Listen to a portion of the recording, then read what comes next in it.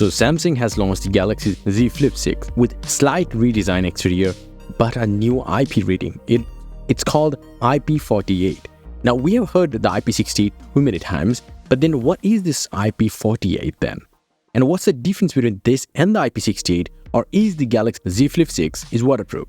Well, the first and foremost thing is that any electronic handheld devices are not waterproof. None of them. All of them are water resistant, but to a certain extent. And to explain that, there is the IP rating.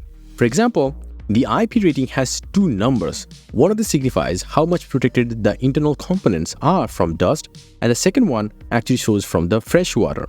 The Galaxy Z Fold 5 and the Z Flip 5 had IPX8 rating.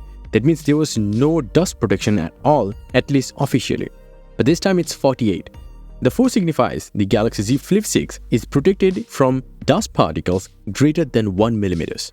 For example, the normal sand that we talk about a lot is usually 0.05 mm to 2 mm. So certain types of sand cannot get in it, but most type of sands, the fine sands, can get in it.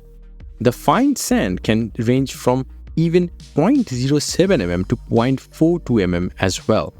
So it's definitely better than not having any IP rating for dust at all, but it's not the best either. But then what's the number 8 signifies? Well, this is actually for fresh water, though chemical waters or salt water are included in it. They can damage the device anytime. So in this case, the 8 signifies that the internal components of the device is protected from fresh water up to a depth of 1.5 meters or 5 feet for 30 minutes. So then how it is different from the IP68? Well, the 8 number is similar, so the water protection is identical on both the slab smartphone, like a Galaxy S24 Ultra, or the foldable devices. The 6 in the IP68 signifies the device is dust-proof. So the goal is for the foldable phones is to get the IP68. So then what's the difference between water resistance and waterproofing? Well, waterproof means the device is actually protected from water for indefinite amount of time and at any depth. And that's not the case for any handheld devices, whether you talk about smartphone, smartwatch, or anything. But water resistance means it is kind of waterproof, but to a certain degree, like 1.5 meters for 30 minutes. So beyond that limit, it might not be able to handle anything, and the water will get inside and damage the device. So the question is, can you go shower with it? Well, you can, but you shouldn't.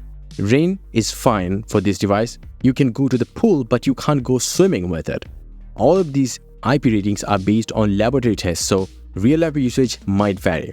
So before doing anything stupid with the phone, keep all of these things in mind, and that's totally it.